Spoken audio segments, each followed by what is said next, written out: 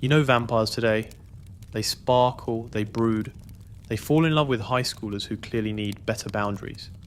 But long before the Vampire Diaries made immortality look like a complicated dating strategy, Europe actually believed vampires were real. And I don't mean Team Edward real, I mean dig up the grave and stake your neighbour real. These weren't pale supermodels with tragic playlists, they were muddy corpses accused of eating their families. No leather jackets, no moody piano themes, just superstition, and the sound of a shovel hitting something you hope isn't moving. In the early 1700s, small villages across Eastern Europe went full CSI, graveyard edition, exhuming bodies, burning hearts and writing official reports that historians still have to read today, with a mix of disbelief and honestly second-hand embarrassment. Because while we post about vampires for Halloween, they posted about them in church records, in between births, deaths and exorcisms. So tonight, let's drain the glitter from the myth and step back into the candlelight, where the legend began not with romance, but with fear, plague, and a very confused priest holding a stake. Before we begin, I just wanted to say thank you for joining, and I hope your thoughts start to slow and you start to rest. Also comment down below what time it is where you live. Somewhere in Eastern Europe, where the forest never seemed to end and the fog feels centuries old, there stands a monastery. Its walls are older than memory, carved from grey stone streaked with moss and damp from years of unspoken prayers. They say if you stand outside the abbey at dawn, you can hear the bell before you see the tower, as though the sound itself is searching for the living. Inside, monks move through corridors like ghosts in brown robes. They do not speak, they simply breathe, chant, and write. Their lives are measured by candlelight and the turning of pages. Yet even here, far from the chaos of the world, fear has found a way in. It began, they say, with the bell ringer. A quiet young man named Petar, who never missed the morning toll. One day he was found at the edge of the forest, pale, eyes open, mouth full of earth. The monks buried him near the chapel, whispered a few Latin words and moved on. But the next night the bell rang again, and no one was inside the tower. At first they thought it was the wind, then the devil, then something worse, because at dawn the grave looked disturbed, and Father Gregor swore he saw footprints, leading back toward the monastery. In the 18th century, stories like this weren't uncommon. All across Eastern Europe, whispers spread of the undead, corpses that refused to stay quiet. Today, we might call it folklore. Back then, it was an epidemic. Between 1725 and 1755, reports of vampires came flooding in from rural Serbia, Hungary, and the Austrian Empire. Villagers claimed their dead relatives returned at night, knocking on doors, draining the life from the living, spreading illness and terror.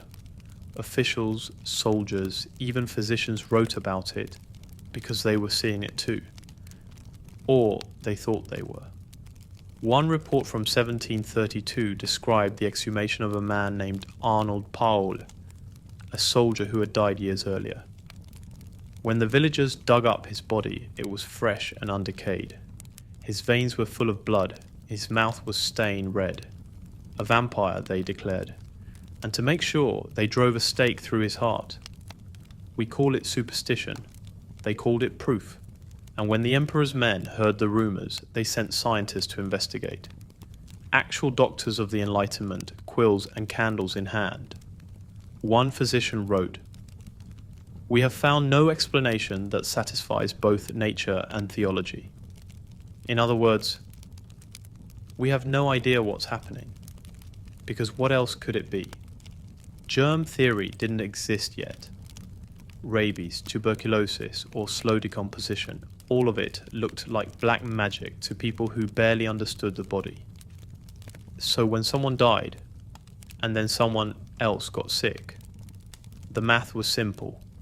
The dead were to blame. Back in the abbey, Father Gregor kept writing. He noted how the villagers grew restless, how even the monks began to fear their own reflection. One brother refused to sleep lying down, claiming that's how the dead invite company. Another smeared garlic oil on his pillow, and one simply disappeared.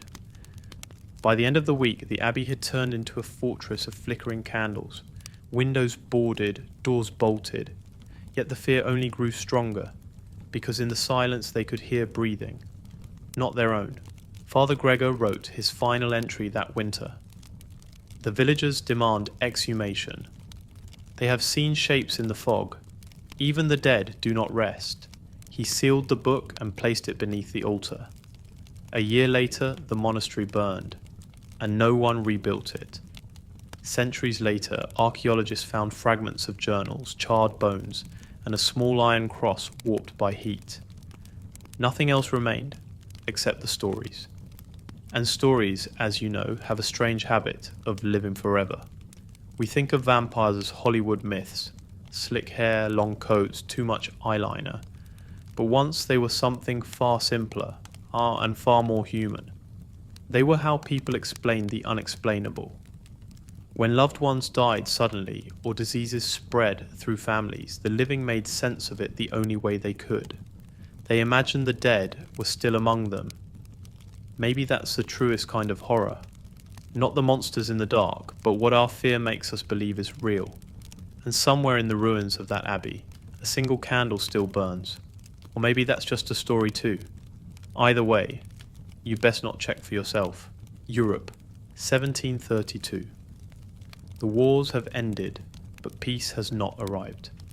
Villages lie scattered between rivers and woods. Faith rules the daylight. Superstition owns the night. And in the borderlands of the Austrian Empire, that uncertain world between science and folklore, the dead have stopped staying dead. In the village of Medvedija, farmers begin finding cattle drained of blood. Children wake screaming that something pressed upon their chests. At first the priest blames wolves, then witchcraft. But when a soldier named Arnold Paul collapses and dies, and his neighbors soon follow him into the ground, the whispers take on a single name: vampire. Paul had once served in Turkish lands and returned claiming he'd been attacked by the undead. To cure himself, he'd done what Balkan folklore prescribed: eaten dirt from the creature's grave and smeared himself with its blood. He thought that was the end of it. It wasn't. Weeks after his burial, 4 villagers die suddenly.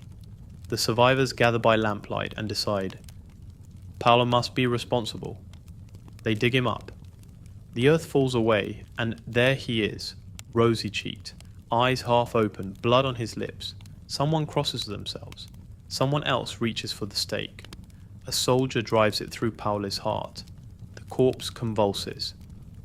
Gases escaping make it groan. To the living, it sounds like pain. They burn the body and scatter the ashes into the river.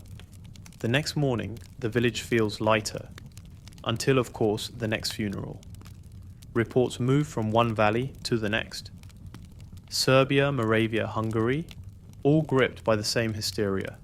Families exhume relatives every few nights.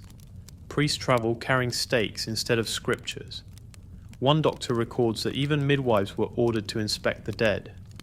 The Austrian Empire, frightened that panic could topple order, dispatches investigators, physicians, barbers, soldiers, with clipboards, candles, and the uneasy task of examining corpses by moonlight. The official report of 1732 reads like a horror novel written by bureaucrats. 13 bodies exhumed. All appear entire, without corruption. Blood flows from the mouth. The organs remain as if recently alive. One captain swears that when the heart was pierced, a quantity of fresh blood spurted forth. The document reaches Vienna, stamped with the imperial seal. Europe's newspapers explode. London prints the story under the headline, "The Serbian Vampire." Paris illustrators draw pale corpses rising from their crypts. Coffeehouse philosophers debate whether the soul can re-enter the body. Enlightenment thinkers try to calm the hysteria. One scholar argues that swelling gases give an illusion of life. Another points out that cold winter air slows decay, but science in 1732 moves slower than rumour. To a farmer who's buried his wife only to see her corpse ruddy and intact a week later, the word gas explains nothing. Fear is faster than reason, and fear has imagination. From Transylvania to Poland, rituals multiply. Corpses buried face down so they dig deeper, not out. Stakes of hawthorn driven through chests. Heads removed and placed between the feet. Mouths filled with stones, coins, or garlic. In some parishes, graves are sealed under millstones carved with crosses. So the restless will feel the weight of heaven. Each precaution buys a few nights of sleep, and each act feeds the legend.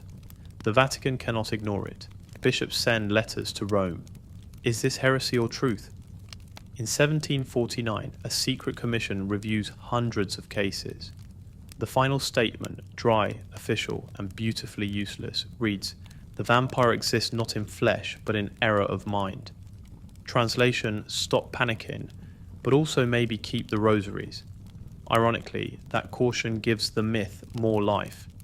People reason, if Rome investigated it, it must be real. What the villagers saw as proof of vampirism were simply the secrets of decay. Skin shrinks, making hair and nails appear longer. Trapped gases push fluids through the mouth, red as blood. The abdomen bloats, rising and falling like breathing. Without microscopes or germ theory, that looks like resurrection. And when the only explanation you have is faith, every shadow becomes a demon. By mid-century, the panic has crossed from cemeteries into culture. Playwrights stage tragedies about the undead lover. Physicians publish essays condemning grave superstitions, unaware that every rebuttal spreads the legend further. In salons from Vienna to London, aristocrats sip wine and whisper, "Have you heard of the Serbian vampire?" The myth has become fashionable, terror as conversation. Within 30 years, over 80 official vampire cases are recorded across Europe. Not peasants alone. Merchants, officers, even nobles request that their graves be protected against return. The Austrian court finally bans grave mutilations in 1755, calling them barbaric and unnecessary. But the ban comes too late. The idea has already escaped its coffin. When the panic subsides, Europe is left with strange souvenirs. A stack of official vampire reports stamped and archived. Villages where graves are still face downward. And a new word in the Western imagination, vampire. Within a century, writers will reshape that word into aristocrats in black cloaks, seductive and immortal. But before Bram Stoker and Dracula, there was mud, fear, and the sound of a shovel hitting a coffin lid in the dark. The vampire epidemic of the 18th century was never about monsters. It was about the moment humanity met its own ignorance and gave it fangs. People could not accept that death was final, so they made it walk again. Fear is creative. Fear builds religions, rituals, and sometimes legends that refuse to die. And maybe that's why we still tell these stories, because deep down we understand the truth those villagers never could. The dead don't haunt the living. The living haunt the dead, with memory, with regret, with imagination. The year is 1816, the year without a summer. A volcanic eruption darkens the skies across Europe. Crops fail. Thunderstorms roll over Switzerland for weeks. And in a lakeside villa near Geneva, a group of writers, young, brilliant, and thoroughly bored, decide to tell ghost stories. Among them, Lord Byron, the scandalous poet, Mary Shelley, who will dream up Frankenstein, and a quiet physician named John Polidori. It's here, during that stormy summer, that the modern vampire is born.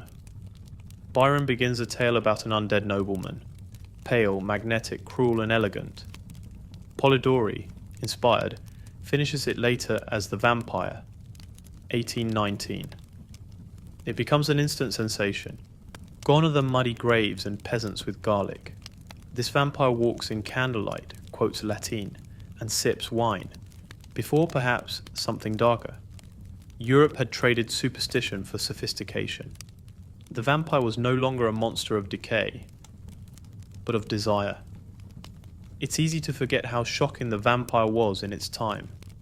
The creature wasn't a corpse, he was a gentleman. He smiled. He seduced.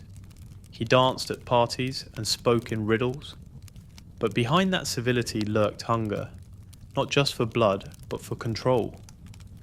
In Polidori's tale, the vampire symbolizes temptation itself, the fear that beneath our polished society, something primal waits, smiling back at us. And society loved it. Newspapers published it, theatres adapted it, even Queen Victoria's court whispered about it. The vampire had entered high society, and it would never leave. Through the 1800s, Europe couldn't stop writing about blood. Poets romanticized death, painters adored pallor. Cemeteries became fashionable picnic spots for melancholic souls. People literally courted death among marble angels. You could say it was the original goth phase, minus the eyeliner. In 1847, a serialized story appeared in the penny presses of London, Varney the Vampire, or The Feast of Blood, cheap, melodramatic, and 868 pages long, but wildly popular. Its vampire, Sir Francis Varney, groaned about his sins and bit necks with poetic regret. He wasn't just evil, he was tragic. The idea that the undead could feel guilt transformed the myth forever. By the mid-1800s, London had become the beating heart of modernity. Gas lamps, trains, telegrams, and tuberculosis. Science advanced, but so did anxiety. Cities grew darker, and people began to wonder what hid in those shadows. Spiritualism surged. Seances, ghost photography, and tales of the other world filled parlours. And among them, one figure always returned. The pale aristocrat with the hypnotic gaze. The vampire, now a creature of the night and the mind, embodied everything Victorians secretly feared and secretly wanted. In 1872, the Irish writer Sheridan Le Fanu publishes Carmilla, a story about a young woman visited by a mysterious female vampire. It's beautiful, strange, and quietly revolutionary. For the first time, the vampire's hunger is both literal and emotional, a mix of tenderness and terror. Carmilla is not a monster to be destroyed, but a tragedy to be mourned. And for readers used to moral clarity, that was terrifying. The story redefined the vampire not just as a predator, but as a mirror. Whatever you feared most, loneliness, desire, guilt, that's what the vampire reflected back. Then came 1897. A civil servant from Dublin named Bram Stoker releases a novel that takes everything, the folklore, the fear, the history, and distills it into one unforgettable name, Dracula. It's hard to overstate what Dracula did for the myth. Stoker didn't invent vampires, but he perfected their silhouette. The Transylvanian castle, the cloak, the reflectionless mirror, the bat's wings in moonlight. He made the vampire both ancient and modern, divine and diseased, an echo of the 18th century epidemic wrapped in Victorian manners. What's fascinating is that Dracula wasn't purely fantasy. Stoker researched obsessively. He read the same vampire reports from the 1730s that terrified the Austrian Empire. His notes quote those same visum et repertum documents. He even borrowed real diseases as a metaphors. Tuberculosis for the wasting away, rabies for the aversion to light and water, and syphilis, the great Victorian shame, for the taint that spreads through intimacy. So beneath the Gothic surface, Dracula is not just horror, it's diagnosis. By the turn of the century, science has conquered most of Europe's old fears. The vampire, though, it survives. because by then it no longer belongs to the graveyard. It belongs to the imagination. In literature, the vampire becomes a metaphor for addiction, for love, for the hunger that never ends. For some, it's power. For others, punishment. Either way, it's eternal. Look at how the creature evolves. In the 1700s, it was a decaying peasant. In the 1800s, a melancholy aristocrat. By the 1900s, it was you, civilized, haunted, addicted to the things that drain you. That's why the vampire never dies, because it's not about the dead at all. It's about the living, and the lengths will go to feel infinite. When you watch Dracula, Interview with the Vampire, Twilight, or even The Vampire Diaries, you're not watching fangs. You're watching 300 years of human fear and fascination refined into myth. From muddy Serbian graves to Hollywood mansions, it's all the same heartbeat. Every age recreates the vampire it deserves. The peasants saw disease. The Victorians saw sin. We perhaps see loneliness, because immortality, when you think about it, isn't really about living forever. It's about not wanting to be forgotten. And so, from superstition to seduction, the vampire learned to adapt, not by blood, but by belief. In our next chapter, we travel to the modern world, where cameras replace candles, and legends breathe again. This time, on screen. Once upon a time, the vampire hunted in forests, then in castles, then in hearts. But by the 20th century, it learned to live in the light of a movie screen. The year is 1922. Europe is still reeling from war. In Germany, a filmmaker named F.W. Murnau decides to adapt Dracula. Only he can't get the rights, so he changes the names, rewrites the story, and gives the world something darker, stranger. Nosferatu. The film is silent, but its silence screams. Count Orlok is no seductive aristocrat.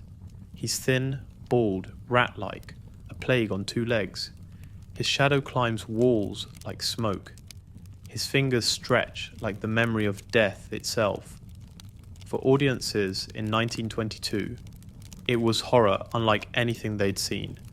Nosferatu was born in the same Germany that gave rise to Expressionism, an art movement obsessed with distorted light and emotion. The vampire became metaphor again, not for love, not for lust, but for disease and decay after the Great War. It wasn't a man drinking blood anymore.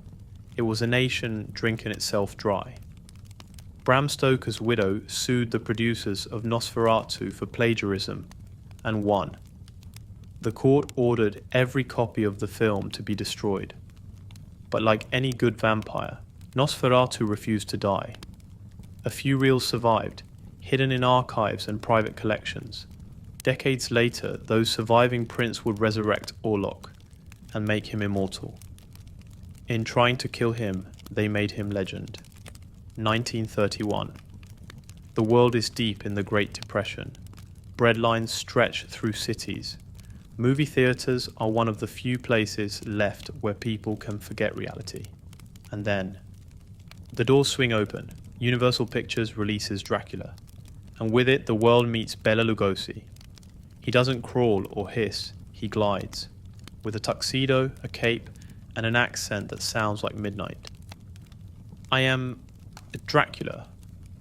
In that moment, the vampire becomes Hollywood royalty.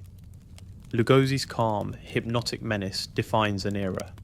The creature of dirt and superstition now walks in evening wear, graceful, immortal, and terrifyingly polite.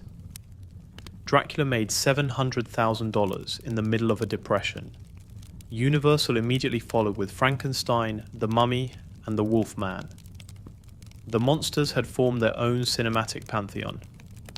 The new mythology for an age that had lost its faith in gods. But it was Dracula who led them all. The first cult anti-hero. The first monster to be loved for his darkness. Hollywood dressed the myth in velvet and fog. Coffins gleamed like mahogany. Blood became perfume. Horror became art. As decades passed, the vampire drifted between genres. Part horror, part romance, part comedy. By the 1950s, atomic monsters ruled the screens, radioactive lizards and aliens with laser eyes. The old gothic nightmares seemed quaint, but like any good immortal, the vampire was just waiting for its next century. Britain, 1958. Hammer Films releases Horror of Dracula. Technicolor blood spills across the screen, bright crimson, scandalous, thrilling, and Christopher Lee steps from the shadows, tall, elegant, animalistic. He doesn't speak much, he doesn't have to. This Dracula is pure physicality, a whisper of sexuality, a storm of violence. For the first time, the vampire wasn't just fearsome, he was beautiful. The 1960s and 70s turned the vampire into an icon of rebellion. Films like Count Yorga, Blackula, and The Hunger reframed the myth through new lenses, race, gender, and politics. The vampire became what every generation needed it to be, a symbol of the outsider. Immortal, but never accepted. Powerful, but cursed. The blood was still there, but it wasn't always red. Sometimes it was metaphorical, a hunger for freedom, youth, or belonging. Then came the age of beauty and loneliness. Interview with the Vampire, 1994, gave us Louis and Lestat, tortured, elegant immortals drowning in guilt and desire.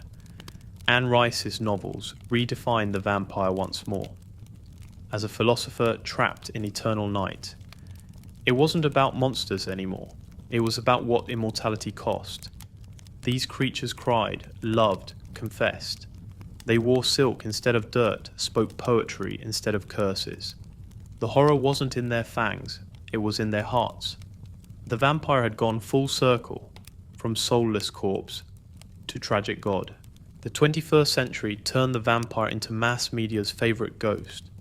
Buffy, the Vampire Slayer, Blade, Twilight, The Vampire Diaries, What We Do in the Shadows. Each one a different mirror. Buffy's vampires fight modern morality. Blade's walk between human and monster. Twilight's sparkle under fluorescent eternity. The Vampire Diaries romanticize the loneliness of power. What We Do in the Shadows laughs at the absurdity of it all. The vampire adapts because the vampire is reflection. It always shows us what we fear about ourselves, whether that's disease, lust, ego, or boredom. The truth is, the vampire isn't immortal because of blood. It's immortal because of meaning. Every age keeps resurrecting it. The medieval world saw it as pestilence. The Victorians saw it as sin. The modern world sees it as loneliness. An eternity surrounded by people, yet forever alone. The vampire doesn't drain us anymore. We invite it in. Through books, screens, playlists, digital coffins glowing in the dark. It's a story we can't stop telling, because it's the fear we secretly admire. To be eternal, powerful, unforgettable. And still human enough to feel pain. From Serbian graveyards to Silicon Valley streaming platforms, the vampire endures. Its reflection changes, but it never disappears. Because we need it to survive. The vampire is our myth of eternity, and our confession that we're afraid to die. We've walked through centuries of superstition. We've seen the vampire born in graves, reborn in novels, and resurrected in film. But now, the real question: why do we love them? Why do we root for the killer, fall for the predator, and dream about the monster? Fear by itself should repel us. But when wrapped in beauty, it becomes magnetic. The vampire is that paradox. Danger wearing perfume. It's everything we're told to avoid, presented as everything we secretly desire. We crave control, power, freedom from decay, all the things vampires promise. And beneath that, we crave permission, to be dangerous without guilt, to cross lines without consequence. When we watch a vampire, we're watching ourselves, unchained, unapologetic, and eternal. In psychology, there's a concept called the fascination with the forbidden. The human mind is drawn to what it cannot have. The same way a moth circles a flame. The vampire is that flame. Every era dresses it differently. in cloaks, leather jackets, or designer suit. But the pattern is the same. We're hypnotized by the thing that could destroy us. Why? Because the vampire doesn't play by our rules. It moves through centuries while we age. It breaks social laws, moral laws, even natural laws. It represents everything the human psyche secretly longs for, and everything civilization forbids. The vampire is the ultimate Jungian archetype, the shadow self.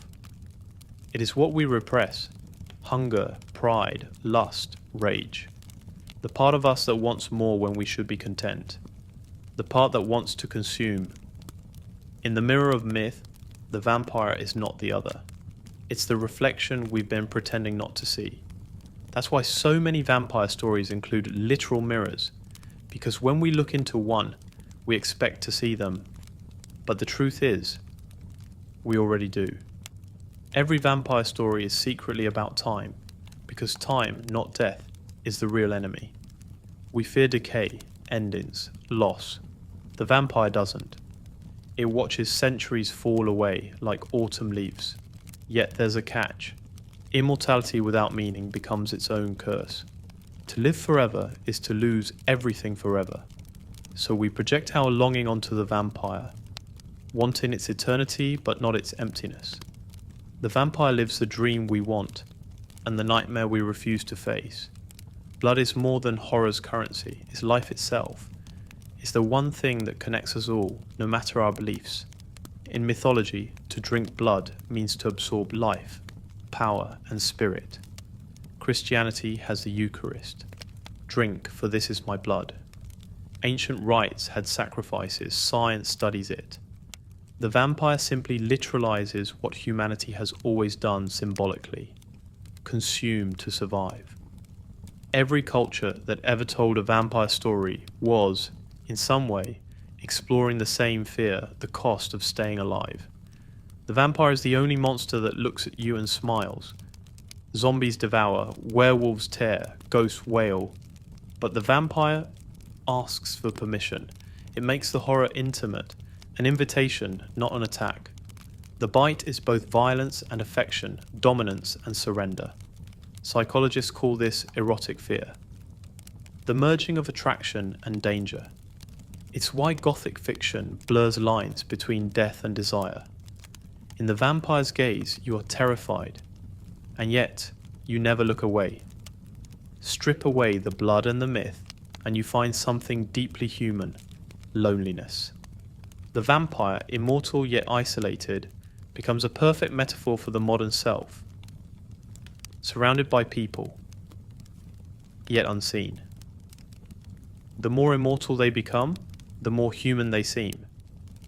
That's why we cry for Louis in Interview with the Vampire, why we root for Damon in The Vampire Diaries, why we even laugh with the vampires in What We Do in the shadows, because they feel what we feel. Emptiness beneath eternity. The vampire gives us power, but only through surrender. It controls its victims, yet its victims also control it. Through love, through obsession, through pity. That dynamic speaks to a psychological truth. Every relationship holds a balance between dominance and vulnerability. The vampire exaggerates it until it becomes myth. We love the vampire because it dramatizes what real love feels like. Irresistible, terrifying, consuming, and addictive. The vampire never shows up in mirrors because we're already looking at it. It doesn't need reflection. We are the reflection. Every time we make a new version, from Lugosi to Twilight, from ancient abbeys to neon clubs, we're redrawing our own fears. The vampire keeps surviving because it's made of what we won't admit: hunger, vanity, pain, and the desperate need to be remembered. We think we fear the dark, but the truth is, the dark comforts us because it hides what daylight won't forgive. Vampires thrive in that dark. So why do we fall in love with monsters? Because they tell the truth about us. Because they take our ugliest fears and turn them into poetry. And because deep down, every one of us wishes to be seen, even if only by the things that haunt us. And so, the vampire survives another night. from muddy graves to movie screens, from ancient superstitions to streaming platforms, it's still here. Quietly scrolling Netflix, probably judging your taste in shows. Maybe it's in that one friend who only texts after midnight. Or the co-worker who somehow looks flawless on 2 hours of sleep and a venti cold brew. Or maybe it's in you, the part that refuses to rest, still chasing something eternal under the blue glow of a phone screen.